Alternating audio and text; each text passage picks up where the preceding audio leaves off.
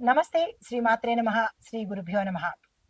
ఖగోళ శాస్త్రంలో మనం ఎప్పుడూ చెప్పుకుంటున్నట్టే ప్రతి నెల, ప్రతి రోజులకు లేదంటే ప్రతి సంవత్సరము ఇలాగా గ్రహాలు తమ తమ దిశలో ప్రయాణాలు చేస్తుంటాయి. అయితే మనం ఇక్కడ తీసుకునేది ప్రతి నెల ఏ ఏ గ్రహాలు ఎట్లాంటి ఫలితాన్ని ఇస్తున్నాయి? వాటి యొక్క సంచార వివరాలేమిటి? ఏ ఏ గ్రహాలు ఎన్నెన్ని సార్లు తిరోగమనంలో పెడుతున్నాయి? లేదా వక్రగతిలో పెడుతున్నాయి? లేదా సక్రమంగా పెడుతున్నాయి? ఇలాంటివన్నీ మనకి పంచాంగం ప్రకారము ఖగోళ శాస్త్రంలో నిక్షిప్తం చేసి ఉంచారు మన పంచాంగకర్తలు.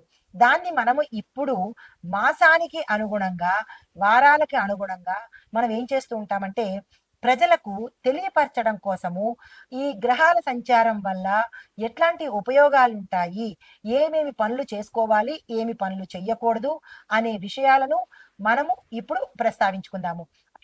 తదుపరి రాశి మీనరాశి. ఈ రాశిలో రాహు ధనస్సులోను, కేతువు మిథునంలోను సంచారం చేస్తున్నారు. అయితే ఈ సంచార ఫలితము విద్యార్థులకు విజయం తథ్యము. మీరు ఏ పని చేసినా, ఏ రంగంలోకి వెళ్ళినా, ఎక్కడ మీరు అటెంప్ట్ చేసినా మీకు ఈ సమయంలో సక్సెస్ సాధిస్తారు. అందులో డౌటే లేదు. అయితే ఉద్యోగస్తులకు చూసుకున్నట్టయితే ఆర్థిక లాభాలు, ఆకస్మిక ధన ప్రాప్తులు ఇలాంటివి ఎక్కువగా ధనానికి సంబంధించిన లాభాలు గోచరిస్తున్నాయి. మీ యొక్క పదవులకు సంబంధించిన లాభాలు కూడా కనబడుతున్నాయి. వ్యాపారస్తులకు చూసుకున్నట్టయితే కనుక భాగస్వామ్య వ్యాపారంలో లాభాలు వస్తాయి. భాగస్వామ్య ఒప్పందాలకు కూడా ఇది చక్కని సమయము. ఆ ప్రయత్నం చేసుకోండి. వ్యవసాయదారులకు చూసినట్టయితే వానాకాలపు పంటలను అంటే రాబోయే కాలంలో పంటలు మీరు ఇప్పుడే వేసుకున్నట్టయితే దానికి సంబంధించిన ప్రయత్నాలు చేసినట్టయితే విశేషమైన లాభాలు పొందే అవకాశం కనబడుతోంది. అయితే ఆర్థికంగా చూసుకున్నట్టయితే గతంలో చేసిన రుణాలు తీర్చుకునే ప్రయత్నం చేస్తారు. రుణ విముక్తులవుతారు. కానీ ప్రత్యేకంగా రుణాల జోలికి ఈ సమయంలో వెళ్ళకండి. మళ్ళా తిరిగి పునరావృతమయ్యే అవకాశం ఉంది. రుణాల జోలికి ఈ సమయంలో రాహుకేతు సంచార సమయంలో అస్సలు వెళ్ళకండి. అయితే ఆరోగ్యపరంగా చూసుకున్నట్టయితే జలానికి సంబంధించిన అంటే నీటికి సంబంధించిన ప్రాబ్లమ్స్ రావడము, తరువాత వాత రోగాలు వచ్చే అవకాశం కూడా ఎక్కువగా కనబడుతోంది. జాగ్రత్తలు తీసుకోండి. మీకు చెప్పదగిన పరిహారము గురువుకు సంబంధించిన ఆలయ దర్శనం చేసుకోండి. గురు పూజ చేసుకోండి. నవగ్రహ ఆలయంలో గురువుకి సంబంధించిన దానం కానీ, జపం కానీ, హోమం కానీ చేసుకున్నట్టయితే సానుకూలమైన ఫలితాలు పొందుతారు. ఇది ఈ రాశిలో ఉండే వారికి చెప్పదగిన గోచారరీత్యా ఫలితాలు, పరిహారాలు, సూచనలు. అయితే ఈ మే నెలలో ప్రత్యేకించి చాలా గ్రహాలు అటు ఇటు తిరగడము, కొన్ని కొన్ని గ్రహాలు కలుసుకోవడము, ఈ వాటి ఫలితాలు ఆయా రాశుల వారికి, దేశానికి, అందరికీ వర్తింపచేసే ఈవెన్ వాతావరణానికి కూడా వర్తింపచేసేటట్టుగా ఉండబోతూ ఉంటాయి. అయితే మనుషులు ఒక్కటే కాదు ఈ గ్రహాల వల్ల బాధపడేది. దేశ ఆర్థిక పరిస్థితి, రక్షణ విభాగము, న్యాయ విభాగము, పశుపక్ష్యాదులు, వాతావరణము ఇలా ప్రతి ఒక్కటి కూడా ఇంపాక్ట్ పడుతుందన్నమాట. అంటే వాటి యొక్క ప్రభావము పడుతూ ఉంటుంది. అలాంటి సందర్భంలో ఇప్పుడు మనకి మే నెలలో నక్కను తొక్కే రాసులంట. అంటే మనకి నక్కను తొక్కడం అంటే ఏమిటి అంటే అది మనకు వాడుక భాషలో అంటూ ఉంటాము. లక్కు కుదిరిందిరా, నక్కను తొక్కారురా అంటుంటాం కదా! అంటే ఏంటంటే వాళ్ళకి విశేషంగా కలిసి రాబోతోంది. అది కొన్ని రాశులకి మిశ్రమ ఫలితాలు, మరికొన్ని రాశులకు మంచి ఫలితాలు ఇవ్వబోతున్నారు. అయితే ఈ సమయంలో ఎవరు నక్కని తొక్కేటట్టుగా ఉండబోతున్నారు? ఏ గ్రహాలు మనకి ఇప్పుడు వస్తున్నాయి అనే అంశంలో రాహు, కేతువులనమాట. జనరల్‌గా అందరూ అనుకుంటారు రాహు, కేతువులు చెడు చేస్తారు అని అనుకుంటారు. అవి నీడ గ్రహాలు అనగా ఛాయాగ్రహాలు, కీడు గ్రహాలుగా భావిస్తూ ఉంటారు. కానీ అవి కీడు గ్రహాలు కాదు. అవి కూడా మంచి చేస్తూ ఉంటాయి. అది ఏ గ్రహాలు మంచి చేసినా, ఏ గ్రహాలు చెడు చేసినా అది మన యొక్క కర్మ ప్రభావమే. గత జన్మలో కానీ, ఈ జన్మలో కానీ మనం చేసుకున్న పాప, పుణ్యము ప్రభావమే ఈ గ్రహాలు మనకి ఇస్తూ ఉంటాయి. ఫలితాలు ఇస్తూ ఉంటాయి. అంతేగాని అవేదో మన మీద కక్ష కట్టి చెయ్యవు. మనం ఏమి చేస్తామో అవి మాత్రమే ఇస్తాయన్నమాట. కాబట్టి ఆహ్, ఈ సమయంలో మే నెలలో రాహు, కేతువులు ఎలాంటి ఫలితాలు ఇవ్వబోతున్నారు అంటే జనరల్‌గా ఈ రాహు, కేతువులు నిదానంగా సంచారం చేసే అంటే శని భగవానుడి తర్వాత అంత నిదానంగా నడిచే గ్రహాలు ఈ రాహు, కేతువులన్నమాట. అయితే ఈ రాహు, కేతువులు ఈ మే నెలలో తమ రాశులను మార్చుకుంటాయి. ఇన్నాళ్ళు ఒక రాశిలో ఉంటే ఇప్పుడు అవి వేరే రాశిలోకి ప్రయాణం చేస్తుంటాయి. ఆ ప్రయాణ క్రమంలో ఎలాంటి ఫలితాలు ఇవ్వబోతున్నారు అనేది ఇప్పుడు మనం కూలంకషంగా తెలుసుకుందాము. అయితే మే 18 నుంచి మీనరాశిలోకి రాహువు, అంటే రాహువు మే 18న మీనం నుంచి కుంభంలోకి అంటే వెనక్కి వెడుతున్నాడు అన్నమాట. కేతువు ఏం చేస్తున్నాడు? కన్యా రాశి నుంచి సింహరాశిలోకి ప్రయాణం చేస్తున్నాడు. అయితే ఈ ప్రయాణ ఫలితంగా మనకి ఎలాంటి పరిస్థితులు ఉండబోతున్నాయి, దీంతో పాటు ఏ ఏ రంగాల వాళ్లకు దేశ కాలమాన పరిస్థితులు ఎలా ఉండబోతున్నాయి అనేది ఇప్పుడు మీకు వివరంగా తెలియపరుస్తాను.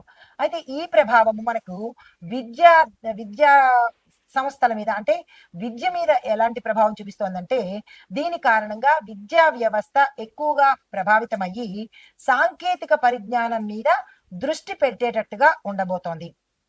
తర్వాత ఉద్యోగ రంగం చూసినట్టయితే కనుక సాంకేతిక రంగాలలో ఎక్కువగా ఉద్యోగ అవకాశాలు పెరిగే దిశ కనబడుతోంది. ప్రభుత్వ రంగాలలో ఉద్యోగ నియామకాలు కూడా, అంటే గవర్నమెంట్ జాబ్స్, ఇటు టెక్నికల్ గా జాబ్స్ ప్రైవేట్ పరంగాను గవర్నమెంట్ పరంగాను ఉండబోతున్నాయి. ఇది చాలా మంచి విశేషము. దీంతో పాటుగా వ్యాపార సంస్థలకు ఎలా ఉండబోతోంది అంటే కనుక ఈ మార్పుల ఆధారితంగా వ్యవసాయానికి సంబంధించినటువంటి వ్యాపారాలు ఎవరైతే చేస్తున్నారో వారికి విశేషంగా అభివృద్ధి దిశలో ఉండబోతున్నారు. అయితే తర్వాత వ్యవసాయంగా చూసినట్టయితే ఈ రాహు కేతువుల యొక్క ప్రభావం వల్ల చిరుధాన్యాల సాగు చాలా బాగా ఉంటుంది. దీనితో పాటు సేంద్రియ వ్యవసాయం లాంటి పద్ధతులు ఉపయోగిస్తే కనుక విశేషమైన పంటలు పండి రైతులకు చేతి నిండా ధనము, చేతి నిండా పని ఉండేలాగా ఈ రాహు కేతువులు అందివ్వబోతున్నారు. అయితే దేశ ఆర్థిక పరిస్థితి ఎలా ఉండబోతోంది ఈ సమయంలో అంటే కనుక వ్యవసాయ రంగంలో పెట్టుబడులు పెట్టేందుకు అవకాశాలు ఏర్పడతాయి. ప్రభుత్వ ప్రైవేటు భాగస్వామ్యాలు పెరిగే అవకాశం కూడా ఎక్కువగా ఈ సమయంలో కనబడుతోంది. అయితే దీనికి మరి మనం ఏం చేయాలి అంటే స్థిరమైన ఆర్థిక విధానాలను అనుసరించాలి. అంటే మాట మాటికి మారే విధానాలు కాకుండా ఒక కాంక్రీట్ విధానాల్ని తప్పనిసరిగా ఒక సిస్టమ్ ని మనం పాటించాలి. వ్యవసాయ రంగానికి తప్పనిసరిగా మద్దతు మన దేశ పరిస్థితులు కల్పించాలి. మన నాయకులు కానీ దేశ పరిస్థితులు కానీ వ్యవసాయానికి పెద్దపీట వేసి దానికి సంబంధించినటువంటి మౌలిక సదుపాయాలు, మద్దతుని, సపోర్టుని ఇవ్వాలి. అయితే రక్షణ విభాగం చూసినట్టయితే కనుక సైనిక రంగంలో సాంకేతికత ఎక్కువగా డెవలప్ అవుతుంది. అంటే టెక్నికల్ గాను డిజిటల్ గాను డెవలప్మెంట్ సైనిక విభాగంలో కనబడుతోంది. దీంతో పాటు సైబర్ భద్రత మీద దృష్టి తప్పకుండా పెట్టాలి ప్రభుత్వము. మనం ఏం చేయాలి అంటే కనుక, అంటే ప్రభుత్వం ఏం చేయాలి అంటే కనుక సాంకేతిక పరిజ్ఞానాన్ని అభివృద్ధి తప్పనిసరిగా చేసుకోవాలి. దీంతో పాటు సైబర్ భద్రతా చర్యలు తప్పనిసరిగా తీసుకోవాలి. ఎక్కడ చూసినా డే బై డే సైబర్ నేరాలు ఎక్కువైపోతున్నాయి. ప్రజలకి మొబైల్ పట్టుకోవాలంటేనే భయం వేసేటట్టుగాను అది ఒక వెపన్ గా కనబడుతోంది. మాట్లాడాలన్నా భయం వేస్తోంది, ఒక ఏదైనా ట్రాన్సాక్షన్ చేయాలన్నా భయం వేస్తోంది. ఇంత భయానికి ఆ మొబైల్ వల్ల, అంటే టెక్నికల్ గా టెక్నాలజీ పరంగా పెడుతున్నాం కాబట్టి అట్లాంటి భయాన్ని ప్రజల నుంచి దూరం చేసేందుకు, ఈ స్కామర్లని అరికట్టేందుకు ప్రభుత్వము నిర్ణయాలను తీసుకునే దిశ ఈ సమయంలో కనబడుతుంది. తర్వాత న్యాయపరంగా ఎలా ఉండబోతోంది అంటే కనుక న్యాయ వ్యవస్థలో డిజిటలైజేషన్ ఎక్కువగా మెరుగుపడుతుంది. న్యాయ సేవలు కూడా ప్రతి ఒక్కళ్ళకి అందుబాటులోకి వస్తాయి. అయితే దానికి మనం ఏం చేయాలి? మనము అంటే ప్రజలు అంటే ప్రభుత్వము న్యాయ వ్యవస్థను తప్పనిసరిగా డిజిటలైజేషన్ చేసేందుకు సహాయం చేయాలి. రెండో పాయింట్, న్యాయ సేవలు ప్రజలకు అందుబాటులోకి రావాలి. సామాన్యుడికి న్యాయము అస్సలు అందుబాటులోకి రావట్లేదు. చాలా మంది న్యాయ వ్యవస్థల్లోనే అన్యాయానికి గురవుతున్నారు. ఇది పక్కా సత్యము. ఎందుకు అంటే అక్కడ న్యాయం అనేది కనబట్టలేదు. అక్కడ వాళ్ళకే న్యాయం కనబడినప్పుడు ఇంకా సామాన్య ప్రజలకి న్యాయం ఎక్కడి నుంచి వస్తుంది? కాబట్టి న్యాయం అనేది ప్రతి ఒక్కళ్ళకి అందుబాటులోకి రావలసిన ప్రయత్నాలు ప్రభుత్వం తప్పనిసరిగా తీసుకోవాలి, తీసుకుంటుంది కూడా. ఎందుకు అంటే అట్లాంటి పరిణామాలు మనకి రాహు కేతులో తిరోగమన దశలో అలాంటి మార్పులు కూడా మనకి గోచరిస్తాయి. అయితే రాజకీయ పరంగా ఎలా ఉండబోతోంది అంటే కనుక కొన్ని రాజకీయాల్లో కొత్త మార్పులు, చేర్పులు జరగబోతున్నాయి. కొత్త నాయకత్వము ఎదగబోతోంది. ప్రజల సమస్య మీద ఇప్పుడు ప్రభుత్వం ఏం చేయాలి? ప్రజల సమస్య మీద దృష్టి పెట్టాలి. దీంతో పాటు ప్రజల సమస్యలు సత్వరమే పరిష్కారం అయ్యేటట్టుగా చర్యలు తీసుకోవాలి. స్వచ్ఛమైన పాలనను ప్రజలకు అందించే ఏర్పాట్లు ప్రభుత్వం తీసుకోవాలి.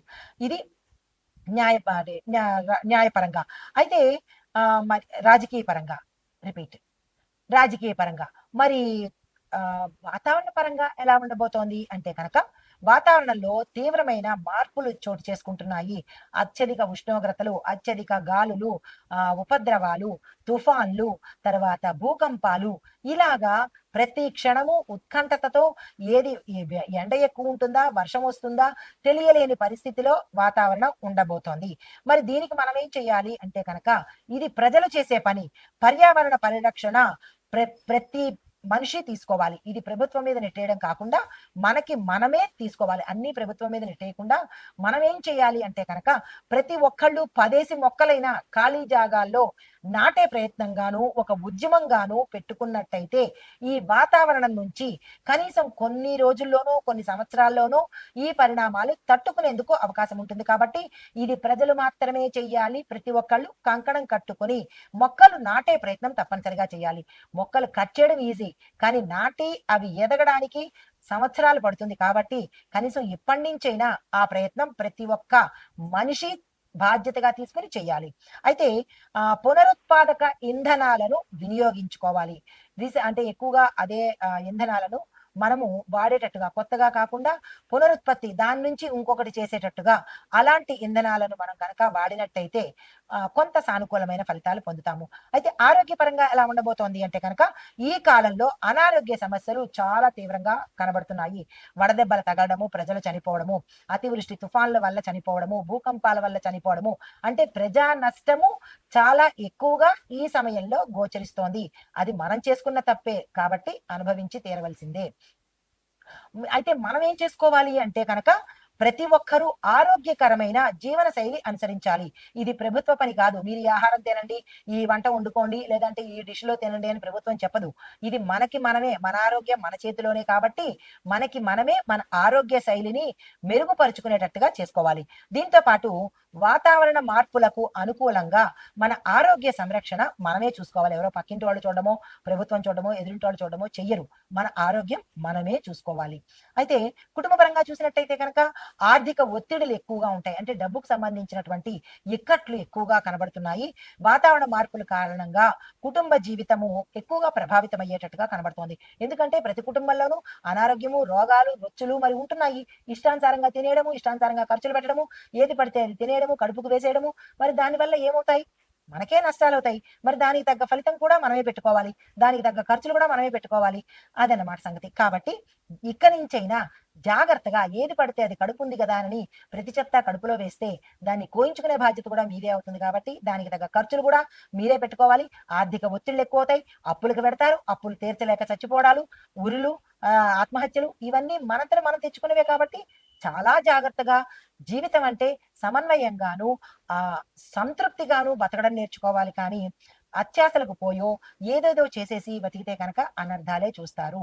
అయితే దీనికి మనమేం చెయ్యాలి అంటే కనుక, అంటే ఇది ప్రభుత్వం చేసేది కాదు. ప్రతి కుటుంబం దగ్గరకు వచ్చి మీరు ఇలా ఉండండి, మీరు ఈ బట్టలు వేసుకోండి, మీరు ఈ తిండి తినండి అని కంచంలో వడ్డించదు. కాబట్టి మనమే ఏం చేసుకోవాలంటే కనుక ఆర్థిక నిర్వహణలో, అంటే మనకి రూ. 1,00,000 వస్తోందని చెప్పి 10 లక్షలు ఖర్చు పెట్టకుండా మీ ఫైనాన్షియల్ బ్యాలెన్స్ ని మీరు చెక్ చేసుకోవాలి.